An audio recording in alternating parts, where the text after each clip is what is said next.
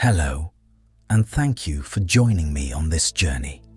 Tonight, we will slowly drift into the vast, shimmering expanse of the Atlantic, tracing the footsteps of a navigator whose curiosity carried him toward new horizons.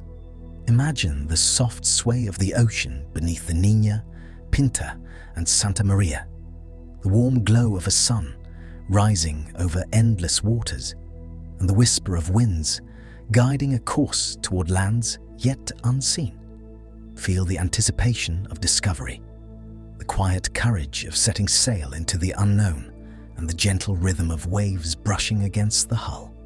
As you breathe deeply, envision the first glimpses of distant islands, their green shores emerging from the mist, and the soft rustle of palms greeting a new day. Let the stories of early explorations, distant continents, and the gentle interplay of cultures fill your imagination, inviting a sense of wonder and serene reflection. If you enjoy these relaxing moments, please consider leaving a like, subscribing, and turning on all notifications so you don't miss any of our future videos. But for now, just breathe. Let your body relax, release any tension, and allow your mind to drift. Let's begin. In the bustling port city of Genoa, the Mediterranean rolled against stone quays, carrying the scent of salt, fish, and distant lands. The year was 1451, and among the narrow alleys and sunlit courtyards, a boy named Christopher Columbus wandered, his eyes tracing the tall masts of merchant ships swaying in the harbor. The creak of rigging and the murmurs of sailors sharing stories of storms and exotic ports became the rhythm of his childhood, each tale a thread in a tapestry of dreams. He would linger near the docks, tracing maps inked with tentative lines, imagining routes that bent and curved across the unknown, leading to lands unseen and treasures unclaimed.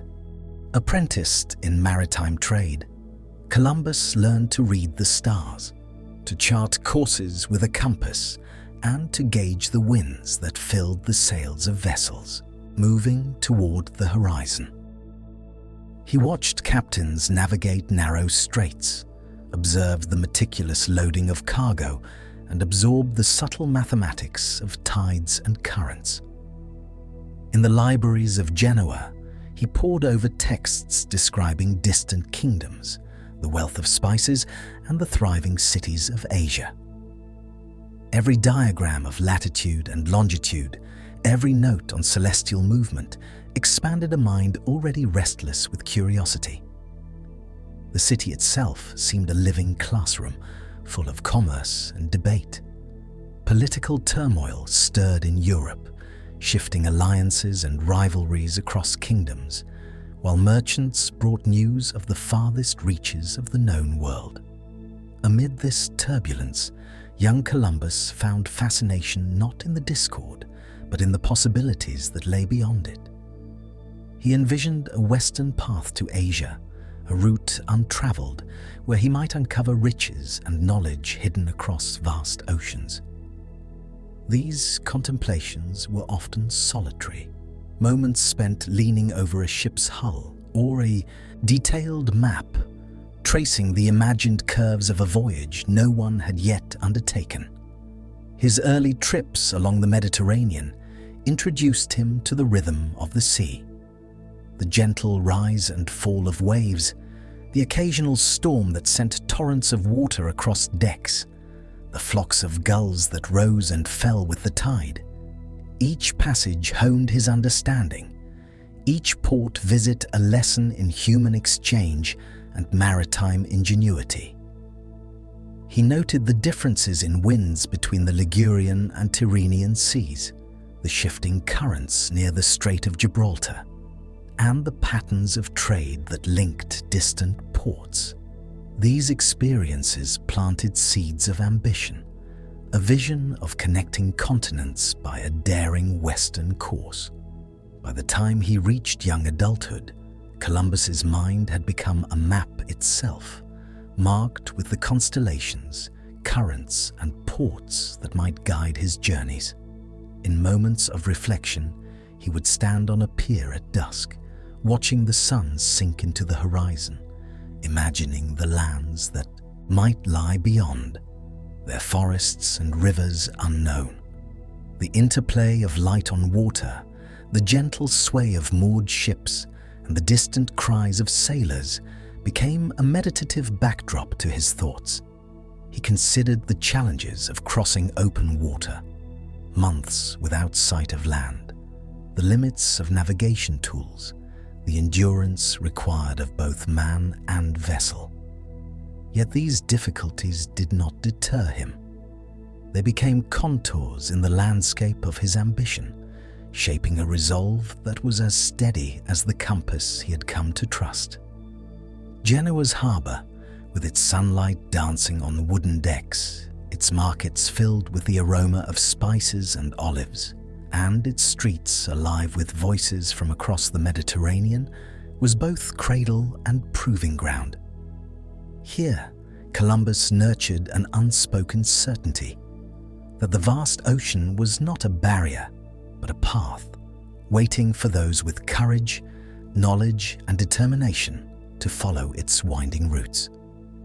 In these formative years, amid ink-stained charts and the lull of waves, the young navigator of Genoa prepared himself for a future that would stretch far beyond the familiar coastline of his homeland. In the gentle hush of the evening, when ships rocked against their moorings and the sun touched the horizon with a final golden glow, Columbus's imagination carried him westward. Every tide, every star, and every map became part of a growing vision, a vision that would soon carry him across waters unknown, toward an adventure that would reshape the world. Beyond the familiar coastlines of Europe, the vast Atlantic stretched like a living, breathing expanse, its mysteries both inviting and formidable. Christopher Columbus, having spent years absorbing the intricacies of Mediterranean navigation, turned his gaze westward, imagining a direct route to the fabled riches of Asia. Ambition carried him from Genoa's bustling ports to the courts of Iberian monarchs, where he sought the means to transform conjecture into voyage.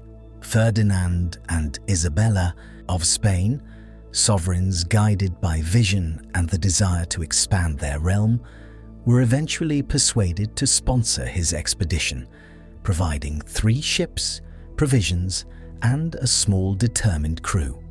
Preparations for the journey were meticulous.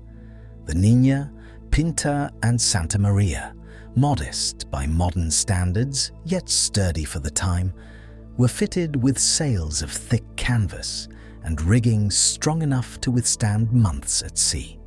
Each vessel was loaded with supplies carefully calculated to sustain a crew through weeks of uncertainty. Barrels of water, salted meat, hardtack, and the tools necessary for repair and navigation. Columbus oversaw the stowage with a measured patience, ensuring that instruments like astrolabes and compasses were readily accessible. Maps, some precise and others speculative, were consulted repeatedly, lines and annotations reviewed in the lamplight of preparation. As the day of departure approached, tension settled over the harbour of Palos de la Frontera. The crew, a mix of seasoned sailors and novices, moved through their routines with deliberate care, checking ropes, mending sails, and adjusting the balance of cargo. Winds that could carry them swiftly across the waters were unpredictable, and the knowledge of the Atlantic remained limited, its currents charted only in fragments. Mariners spoke in hushed tones about the storms that could rise without warning and the endless horizon that promised both discovery and peril. Columbus himself embodied both assurance and apprehension, balancing his certainty in navigation against the uncertainty of the unknown. The first moments aboard the ships carried a subtle gravity. Gangways were lifted, sails unfurled, and the hulls creaked as the vessels pushed away from the familiar shoreline. Waves lapped against the timbers, creating a steady rhythm that marked the passage from harbour to open sea. Columbus's mind moved between practical concern and contemplative awe, noting the motion of the waves, the changing winds, and the subtle shifts in sky that might foretell weather. The Atlantic, broad and uncharted, seemed almost a living entity, responding to currents and wind, shaping the course of the expedition before human hands could steer it. Celestial navigation guided the early hours of the journey.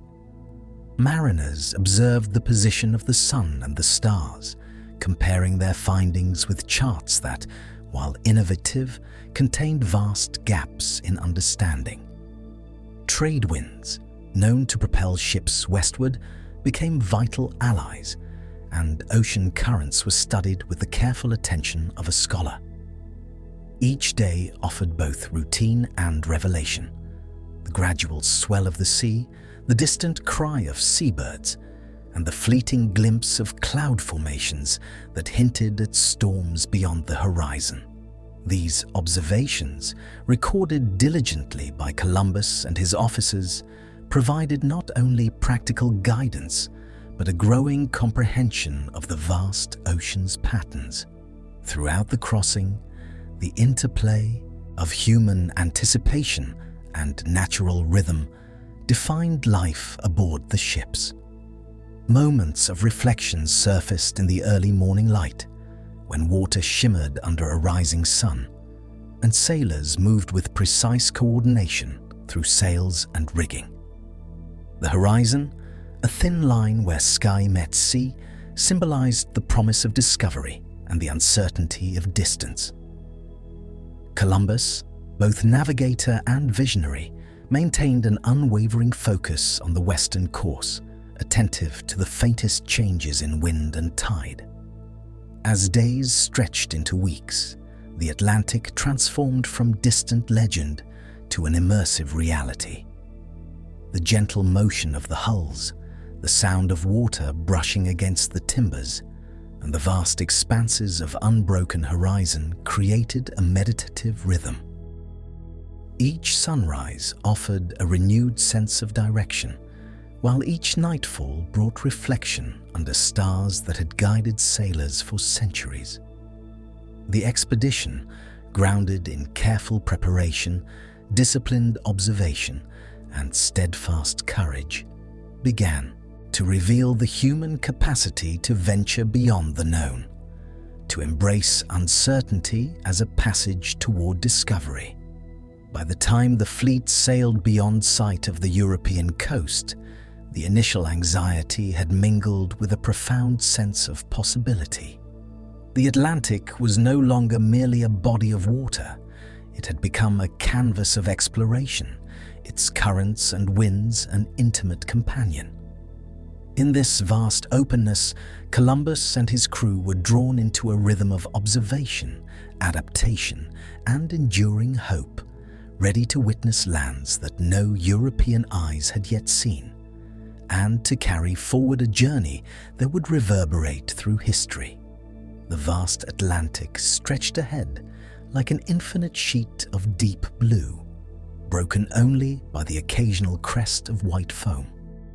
As Columbus's fleet pressed westward from Palos de la Frontera, the familiar contours of Europe disappeared behind them, leaving sailors to confront an expanse that tested both skill and resolve. Days merged into nights under a sky scattered with stars, whose constellations served as guides across waters few had dared traverse. Each observation, each calculation, became a thread in the intricate tapestry of navigation, connecting the crew's labor to the broader currents of knowledge and exploration. Waves shifted rhythmically against the hulls, a continuous motion that influenced every movement aboard ship. Sailors adjusted rigging with practiced hands, monitoring the sway and pitch as currents carried them forward. Columbus relied on rudimentary instruments, the compass, the quadrant, and the astrolabe, to maintain the intended course, cross-referencing celestial markers with lines traced on worn charts. Ocean currents, previously understood only through scattered accounts, were gradually revealed in their patterns, guiding the vessels toward unseen horizons. Trade winds, steady and consistent, propelled the fleet westward, while intermittent squalls reminded all of the unpredictability inherent to open sea travel. Conversations aboard were often low murmurs, punctuated by the creak of timbers and the slap of water against the hull.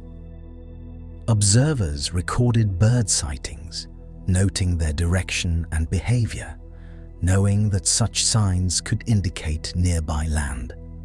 Flocks of seabirds traced the fleet's path, their sudden departure or return offering clues about the expanse ahead. Nights brought phosphorescent trails along the hulls, glowing waves that illuminated the movement of the sea in ethereal patterns. The crew, fatigued yet vigilant, moved with a rhythm dictated by necessity and experience, guided by both instinct and observation. Amid the technical demands of navigation, Columbus and his officers reflected on the psychological weight of their voyage.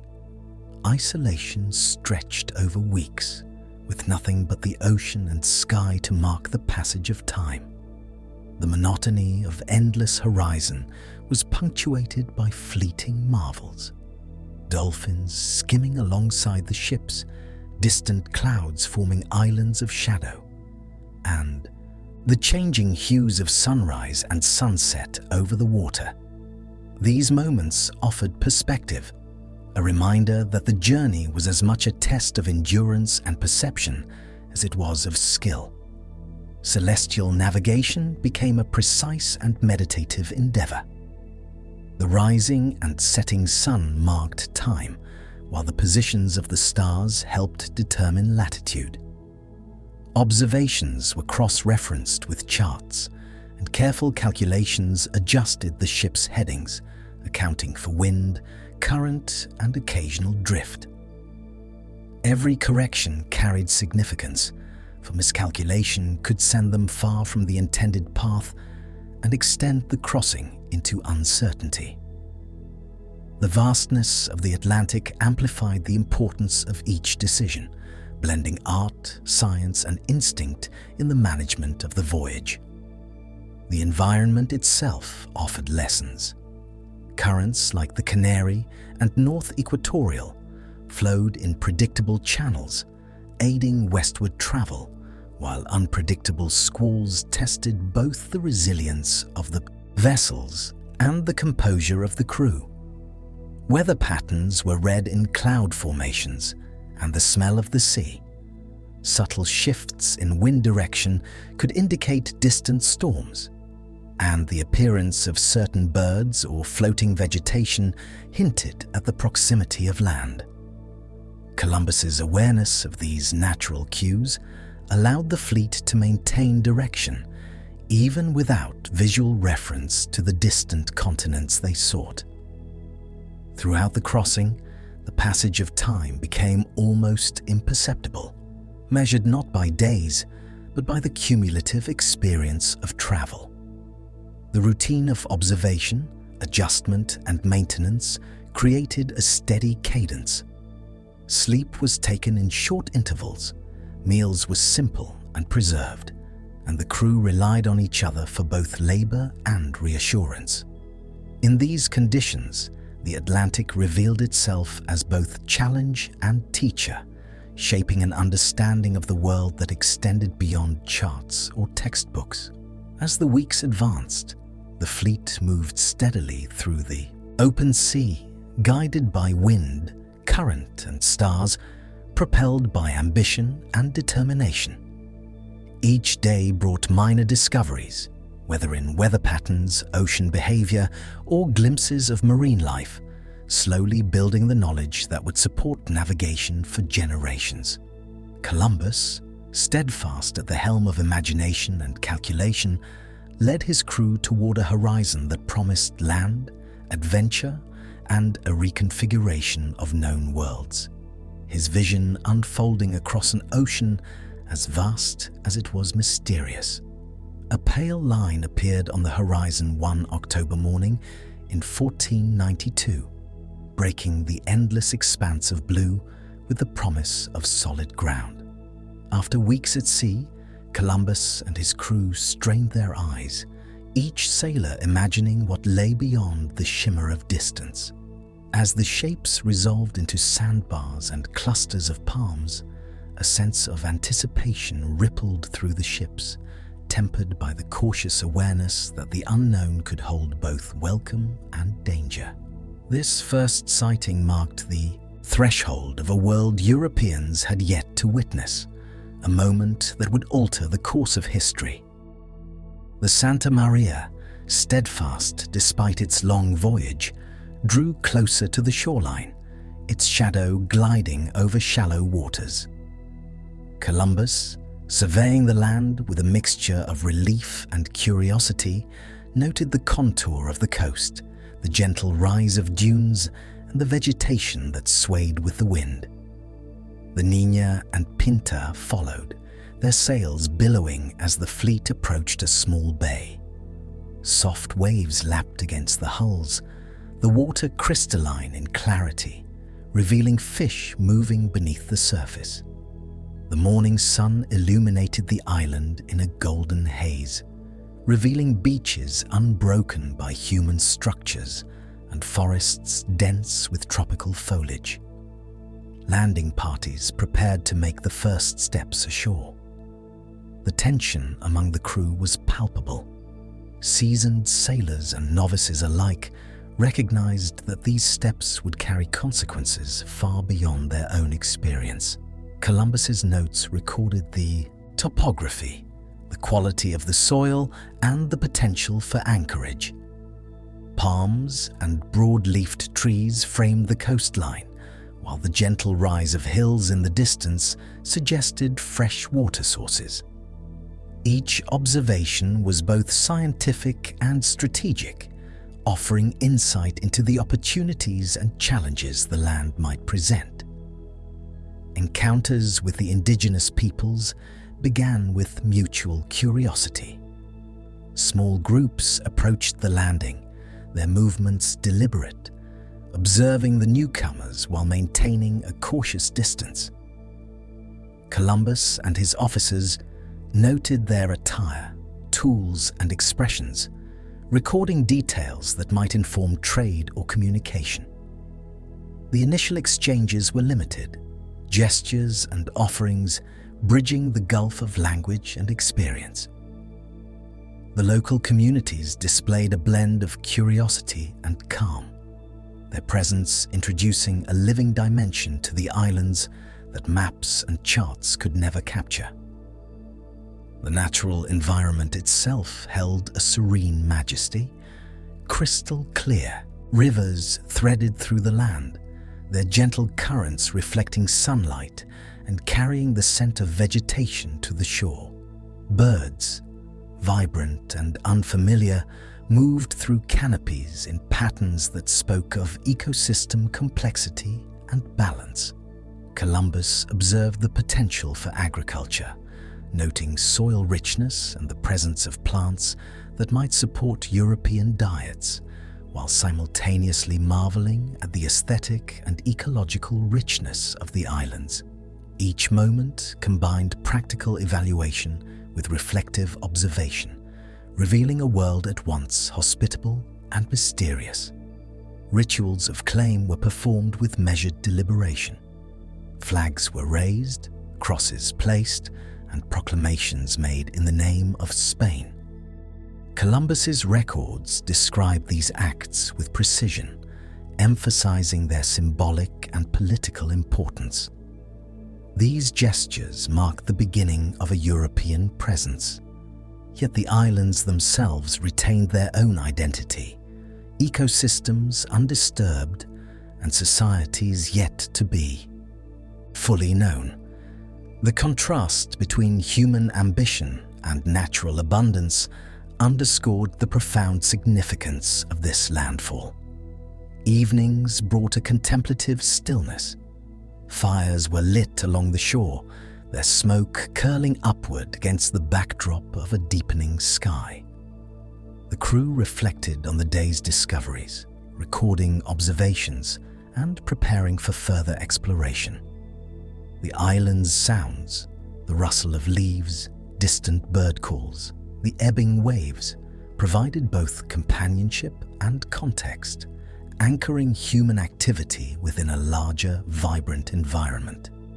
Columbus's journals capture these moments of reflection, balancing awe with the meticulous attention of a navigator charting new horizons. As night settled, the Atlantic extended beyond the bay, stretching in all directions. The first steps on this new world symbolized not only the success of a voyage, but the opening of connections between continents previously separated by oceans. Land, sea, and sky formed a continuum of experience, offering sustenance, beauty, and challenge in equal measure. In these moments, the unbroken rhythm of nature met the human impulse to explore, setting the stage for the wider encounters and transformations that would follow, bridging the known with the unimaginable. Following the initial landfall, Columbus turned his attention to the larger islands of the Caribbean, setting sail along coasts that stretched beyond immediate perception. The Niña and Pinta navigated gently rolling waters as the Santa Maria followed, their crews attentive to the nuances of currents and the shifting winds. Columbus meticulously charted bays, inlets, and promontories, recording the contours of coastlines, the depth of harbors, and the suitability of anchorages for future expeditions. The islands presented a diversity of landscapes. Dense forests stretched inland, rivers curved through valleys, and beaches varied from white sand to coral-strewn shores. Exploration was marked by a rhythm of observation and careful recording. Mornings were spent surveying the environment, noting flora and fauna unfamiliar to European eyes. Palms, fruit-bearing trees, and flowering plants offered clues to the productivity of the land, while the cries of birds and the movement of small animals added detail to the ecological tapestry.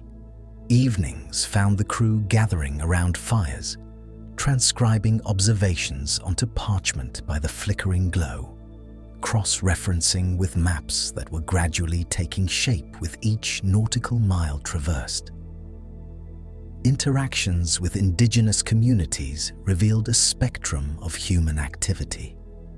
Columbus and his men encountered villages positioned near rivers or sheltered bays, where inhabitants practiced agriculture, cultivated maize, and maintained structures constructed from locally available materials. Initial contact balanced curiosity with caution as both groups measured intentions and possibilities. Trade was tentative but revealing, involving small gifts, exchanged, and gestures that communicated interest, hospitality, or neutrality. The explorers documented tools, ornamentation, and domestic arrangements, seeking to understand the organization and resources of the societies they encountered. The environment offered constant instruction to those aboard the ships. Rivers winding through the terrain suggested routes inland and sources of fresh water. Variations in soil and vegetation hinted at areas suitable for cultivation or settlement. Columbus noted these elements with the dual perspective of navigator and observer, aware that detailed knowledge could inform both survival and claims of sovereignty. Sunlight played across the water and forest canopy, revealing subtle color shifts and textures that emphasize the richness of the island's natural features. Weather patterns were monitored with care. Calm mornings alternated with brief, intense squalls, reminding the expedition of the Atlantic's influence even within the sheltered waters of the Caribbean. Wind direction dictated the ease of coastal sailing, and subtle shifts were recorded alongside tidal effects, contributing to a growing understanding of local maritime conditions. These practical lessons reinforced the meticulous approach Columbus had cultivated since his early voyages, marrying observation, experience, and adaptation to the demands of exploration. As the fleet moved from Cuba to Hispaniola, Columbus's focus expanded to mapping inland possibilities and evaluating resources. Rivers were traced to their sources where feasible, forests were examined for timber and food potential, and open plains were noted for ease of future settlement. Each discovery added layers to the mental and written maps of the New World, gradually transforming distant speculation into concrete knowledge. The harmony of observation, reflection, and action underscored the expedition's careful yet ambitious approach to territories previously unknown to Europeans. Through these journeys along the coasts of Cuba and Hispaniola, the island's complexity emerged in full, blending verdant landscapes with active human communities. Columbus's records combined navigational precision, ecological awareness, and cultural observation, constructing a foundation for both further exploration and the historical significance of the islands. The rhythm of these days, exploration at dawn, mapping in daylight, and reflection at dusk, created a measured unfolding of discovery, revealing the intricate balance between curiosity, survival, and the careful documentation required to understand a world entirely new to European eyes. With the Caribbean coasts charted and the island's resources recorded, Columbus initiated formal acts of possession in the name of the Spanish crown. Flags were planted along beaches, crosses erected on the promontories, and proclamations spoken aloud to assert sovereignty. These gestures, ceremonial in appearance, carried profound political weight, signaling the beginning of European territorial claims in the Americas. Columbus documented each step with precision, noting locations, the surrounding landscape, and the natural features that could support settlement or navigation. Life in the earliest settlements demanded constant attention. Sailors and newly arrived laborers constructed rudimentary shelters from timber and palm fronds, using local materials to provide protection against sun and rain. Small gardens were planted to supplement rations, while foraging along the coastline and riverbanks offered additional sustenance. Tasks were divided among crew members according to skill and experience. Some repaired vessels and rigging, others maintained supply stores, and a few explored inland areas to locate fresh water and assess the land's suitability for agriculture. Each day required careful organization and adaptability to the challenges of an unfamiliar environment. Interactions with indigenous populations continued under a framework of cautious diplomacy. Columbus observed the community's agricultural practices, social structures, and trade networks, while attempting to establish mutually intelligible exchanges. Early encounters involved offerings of tools or trinkets and gestures that communicated curiosity, respect, or oversight. The explorers carefully recorded these interactions, noting patterns of movement, village locations, and resource management, balancing strategic objectives with practical observation. Geography and climate shaped daily activity. Gentle hills, rivers, and sheltered coves dictated where temporary shelters were built, and which areas offered access to food and fresh water. Seasonal variations influenced agricultural planning and resource use. Columbus and his men made careful notes on soil quality, rainfall patterns, and the presence of edible plants or wild game, blending scientific observation with the immediate demands of survival and settlement. Coastal reefs and shoals were surveyed to guide future maritime travel, ensuring the safety of ships navigating new waters. The rhythm of settlement life followed both labor and reflection. Mornings were often spent tending gardens or repairing equipment, while afternoons included exploration, mapping, and the systematic collection of information about the island's natural and human features. Evenings allowed time for documentation by firelight, the low glow illuminating notes on maps, sketches of terrain, and records of encounters with the indigenous peoples. Each observation contributed to a growing understanding of the island's geography, ecology, and potential for sustained European presence. Columbus's settlements were both experimental and symbolic. They represented the first permanent European footholds in the Caribbean, offering a foundation for Spain's future colonial ambitions. The balance between survival, diplomacy, and claim-making required careful judgment. Every decision could influence relationships with native populations, the health and morale of settlers, and the prospects of ongoing exploration. Through these efforts, the islands began to take on a dual character. Landscapes of abundant natural beauty and resources, and sites of human ambition and geopolitical significance. The combination of methodical observation, practical labor, and ceremonial acts of sovereignty established patterns that would shape European engagement in the New World for decades. In the interplay of land, sea, and human enterprise, the first settlements of Hispaniola became a bridge between exploration and the unfolding history of colonization.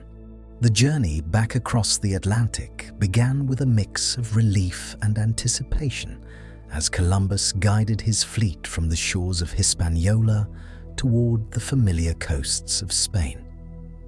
The ships, laden with maps, samples of flora and fauna, and treasures acquired during the voyage, traced courses informed by winds, currents, and celestial observations.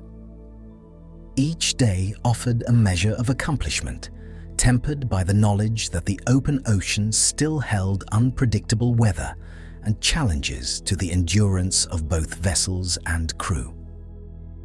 Navigation relied on careful observation of the sun and stars. Compasses pointed north with steady assurance, while the quadrant and astrolabe allowed for measurements that determined latitude. Trade winds, known to blow consistently from east to west, were studied in reverse during the homeward passage, guiding the ships along a route that avoided prolonged exposure to calm seas or sudden squalls. Columbus recorded the position of islands, ocean currents, and marine life, building knowledge that would aid future voyages and provide critical information for European understanding of Atlantic geography. The ships moved through a rhythm dictated by natural forces. Gentle swells lifted the hulls, while sudden gusts demanded adjustments to sails and rigging. Sailors took turns at lookouts, scanning for clouds that might indicate approaching storms or for floating debris that suggested proximity to land. Dolphins occasionally accompanied the fleet, and migrating birds provided clues about currents and possible landfall. The movement of the water, the weight of provisions, and the activity of the crew created a continuous, measured pulse across the vast sea. Life aboard ship combined labor with reflection.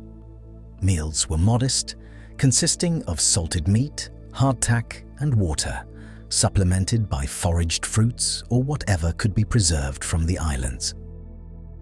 Evenings were devoted to maintaining equipment, repairing sails, and updating charts with notes from previous days. Columbus and his officers reviewed observations meticulously, comparing celestial measurements with earlier recordings, checking for drift and recalculating courses. The work demanded focus, but it also allowed moments of contemplation on the significance of their discoveries. The Atlantic, though familiar in pattern, remained an expansive realm that tested endurance and judgment. Squalls could appear without warning, demanding immediate attention, while days of calm permitted study and reflection. The interaction of wind, current, and vessel created a living classroom in which every sailor participated, learning to interpret subtle signs in sky, wave, and wind. Columbus's growing understanding of the ocean's behavior reinforced the importance of disciplined observation, foresight, and adaptability. As the fleet approached Europe, anticipation mingled with satisfaction. Land, when first sighted, was greeted with cheers and relief. Columbus's records, now enriched with precise maps, accounts of indigenous peoples, and collections of natural specimens, represented more than personal achievement. They embodied a bridge between continents previously separated by oceans. News of the voyage would soon reach Spain's royal court, sparking curiosity and ambition among scholars, merchants, and explorers. The return voyage exemplified the intersection of skill, endurance, and the human capacity to navigate the unknown. Sailors and officers carried not only the evidence of discovery, but also an awareness of the vast potential of the Atlantic and the continents beyond. Each wave, each measurement, and each observation contributed to a more comprehensive understanding of the world, laying the foundation for further exploration and the expanding network of global knowledge that would follow in the decades to come. Following Columbus's voyages, a profound interchange began between the continents, reshaping ecosystems, diets, and economies on both sides of the Atlantic. Ships returning to Europe carried not only gold, spices, and human accounts, but also seeds, plants, and animals that would travel across oceans to flourish in entirely new environments. Maize, potatoes, tomatoes, and cacao arrived in European fields and gardens, introducing crops that would gradually become staples, transforming agriculture and cuisine. These species carried with them the resilience of the Americas' varied climates, adapting to soils and conditions previously unfamiliar to European farmers. Animals brought to the Caribbean and surrounding islands added new dimensions to the landscape. Horses, cattle, pigs, and sheep altered grazing patterns, soil composition, and transportation possibilities. Grazing livestock reshaped open areas, and the presence of these species affected local flora, introducing competition for space and nutrients. Birds and small domesticated animals traveled alongside these larger species, expanding both the ecological diversity and the potential for human use in agriculture and labor. Columbus's ships served as conduits for these exchanges, linking biological and cultural landscapes that had developed independently for millennia. The movement of plants and animals, coincided with the transfer of knowledge. European agricultural techniques were observed, adapted, and shared with local communities, while information about American crops, soils, and climates returned with explorers and settlers. Indigenous practices such as irrigation, terracing, and crop rotation offered insights that complemented European methods. These exchanges were not purely practical. They reflected a growing awareness of global interconnectedness as ideas, cultivation techniques, and environmental understanding circulated alongside tangible goods. Human impact on the environment expanded rapidly as settlements grew. Forests were cleared for farmland, rivers and streams were utilized for irrigation, and imported species influenced existing ecosystems. Certain American plants thrived in European soil, while European species established footholds in the Caribbean, altering local habitats. These biological movements created complex interactions, sometimes harmonious and sometimes disruptive, with cascading consequences for both human and non-human communities.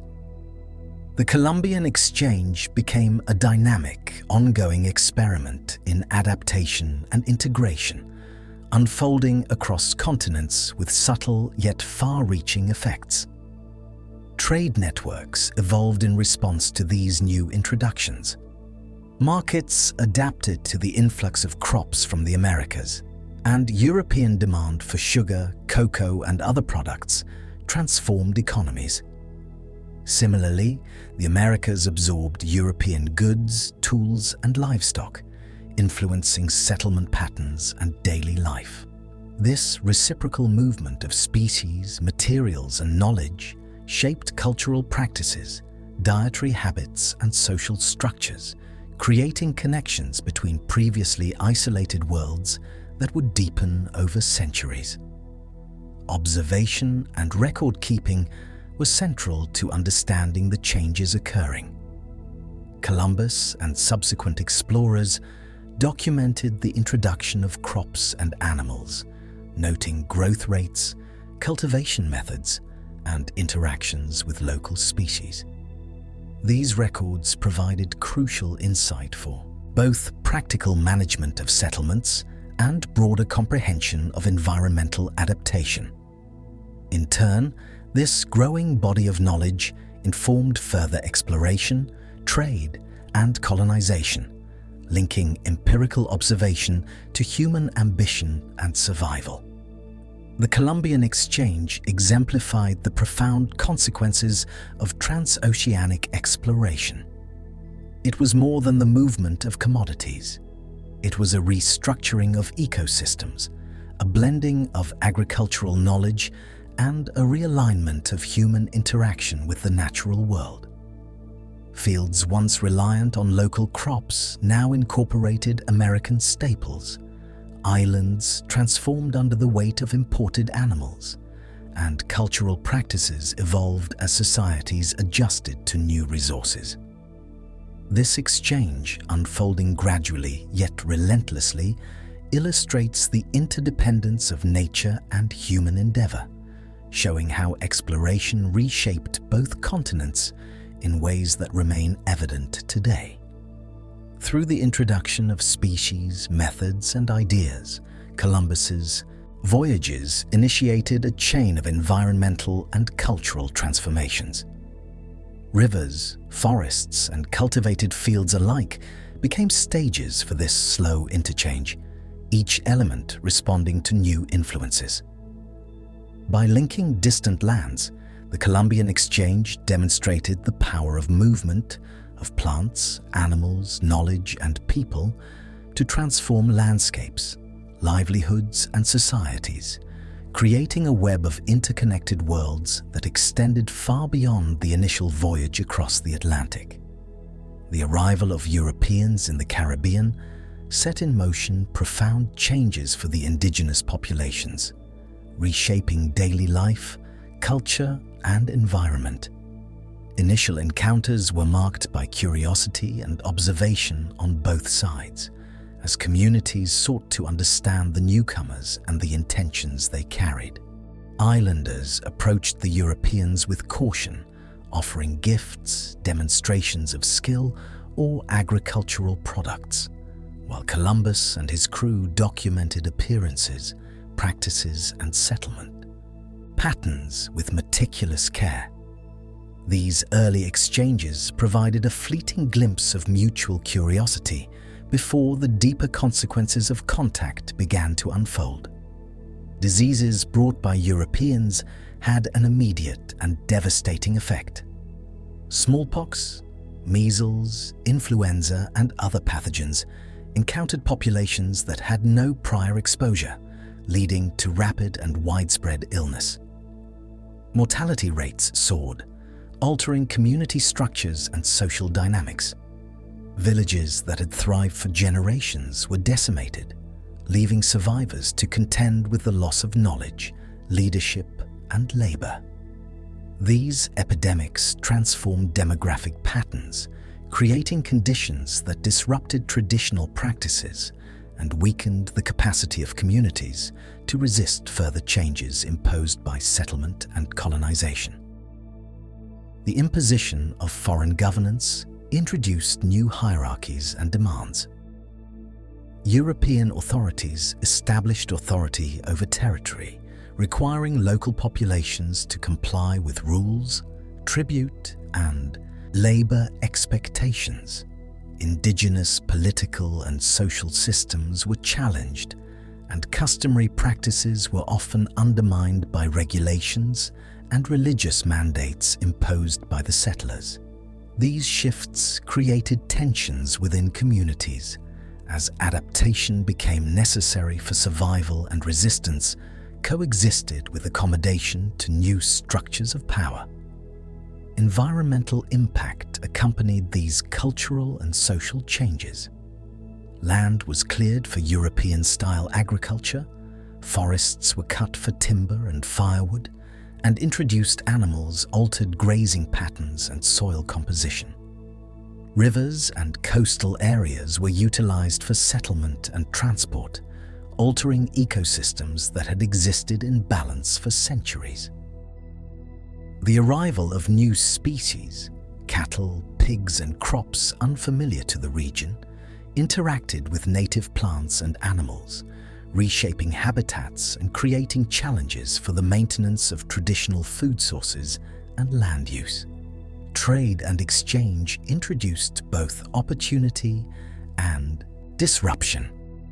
European goods, from tools to textiles, altered patterns of production and consumption. Communities adopted select items for utility or status, adjusting practices to incorporate unfamiliar materials. However, these introductions could displace traditional crafts and methods, creating dependencies on European supply and changing economic relationships within and between islands. The interplay of old and new, native and introduced, created complex networks of adaptation that rippled through both daily life and broader societal structures.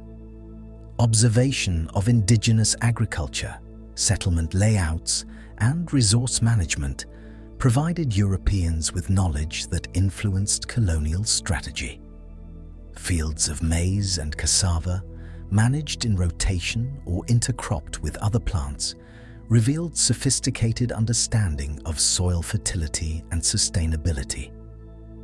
Villages were positioned to take advantage of water sources, wind patterns, and coastal access, demonstrating an environmental literacy that Europeans adapted for settlement planning. These insights informed the expansion of colonies, while highlighting the intricate connection between people and land in the pre-contact Caribbean. Even as communities endured disruption, cultural resilience persisted. Knowledge of medicinal plants, rituals, and social norms continued to be practiced in varying degrees, often adapted under new circumstances. Language, oral traditions, and artistic expression became tools for preserving identity amidst profound transformation. The encounter between Europeans and indigenous populations created an intersection of wonder, curiosity, and sorrow as the consequences of exploration unfolded across health, environment, governance, and daily life. The impact of Columbus's voyages extended beyond immediate observation, embedding long-term changes into the Caribbean landscape. Demography, ecology, economy, and culture were all reshaped through these encounters, illustrating the duality of exploration, discovery, and devastation interwoven across islands that had previously developed in isolation. In tracing these transformations, the complexity of early contact becomes clear, highlighting the interconnected forces of biology, geography, and human ambition that defined the first decades following European arrival. The voyage of 1492 left an enduring imprint on the world, blending acts of courage, curiosity, and profound consequence. Columbus's crossing of the Atlantic marked the beginning of sustained contact between Europe and the Americas, reshaping trade, culture, and the perception of the globe. Maps expanded, charts were refined, and knowledge of winds, currents, and distant lands informed future explorers. His journey illustrated the capacity of a single expedition to bridge continents, connecting societies separated for millennia by oceans. New trade routes emerged, linking Europe, Africa, and the Americas in ways previously unimagined. Crops, animals, and raw materials flowed between continents, altering diets, economies, and ecosystems. European agriculture incorporated maize, potatoes, and tomatoes, while the Americas saw the introduction of horses, cattle, and new tools. These exchanges reshaped both human livelihoods and natural landscapes, demonstrating the entwined impact of movement across oceans. The voyage also inspired further expeditions, as curiosity and ambition were fueled by the evidence of previously unknown lands and resources. Political and cultural ramifications followed swiftly. Spain established colonial outposts, asserting claims over islands and, later, mainland territories. Governance structures and legal frameworks were imposed, and European models of society began to overlay indigenous systems. Indigenous populations were profoundly affected by disease, forced labor, and new socio-political pressures, while European settlers adapted to unfamiliar environments, learning from native knowledge. The resulting blend of cultures, though often imposed under duress, initiated the creation of complex societies that reflected both continuity and change. Scientific understanding advanced alongside exploration. Navigational techniques were tested and refined, while the documentation of flora, fauna, and geography expanded the collective knowledge of the natural world. Observations of ocean currents, wind patterns, and seasonal changes informed maritime strategy, creating a foundation for transatlantic travel that extended beyond Columbus's lifetime. These contributions demonstrated how exploration was inseparable from careful observation and empirical study, linking adventure with systematic inquiry. The legacy of the voyage also lies in its enduring symbolic power. Columbus became emblematic of the human impulse to venture beyond the known, facing uncertainty with determination. Yet this emblematic status is inseparable from the consequences of contact, demographic collapse, cultural disruption, and environmental transformation. The dual nature of this legacy underscores the complexity of historical change, revealing both the imaginative achievements of exploration and the challenges introduced to societies and ecosystems. In the Atlantic's expanse, the voyage's significance is reflected in the continuity of human curiosity. Each wave crossed and each star observed contributed to knowledge that extended far beyond immediate rewards. The horizon that once seemed infinite became a measure of possibility, teaching navigators to interpret winds, currents, and celestial patterns with increasing precision. Every observation, every charted course added to a growing understanding of the oceans and the distant lands they connected, expanding the boundaries of what was known and imaginable. The westward voyage initiated centuries of connection, exchange, and transformation, shaping empires, economies, and ecosystems.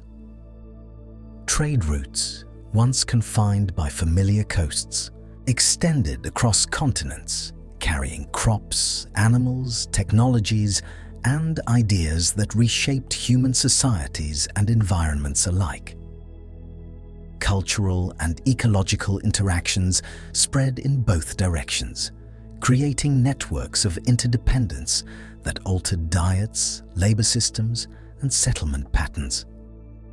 Its reverberations continue to influence global culture, illustrating the intertwined destinies of continents once separated by oceans, and the enduring impact of crossing from the familiar into the unknown. As our journey across the Atlantic and through the age of exploration comes to a close, allow yourself to sink even deeper into relaxation. Picture the last rays of sunlight glimmering over calm waters, the soft lapping of waves against the shore, and the gentle stories of islands, peoples, and discoveries resting in your mind. Feel your thoughts slowly fading, your muscles softening, and your breath flowing naturally and effortlessly. Rest here, fully supported in this safe and serene space, carrying with you the quiet awe of oceans crossed and horizons reached. If you enjoyed this relaxing moment, please consider leaving a like, subscribing, and turn on all notifications so you don't miss any of our future videos. But for now, let your body relax, release any tension, and allow your mind to drift. Good night and sleep well.